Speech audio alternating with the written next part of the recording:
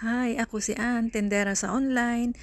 So, ang ganap natin ngayong araw na ito ay pupunta tayo sa post office para ipadala itong parcel na ito dun sa tatlong nag-order at isabay natin sa 7-Eleven kasama ng pag-claim ng panalo ni Tropang Tolet sa Lotto. Charot. So, yan nga at nandito na tayo sa post office. Papasok na tayo dito. Minsan ayaw ko sa umaga kasi medyo madaming taong nakapila. Ewan ko lang ngayon kung maraming nakapila.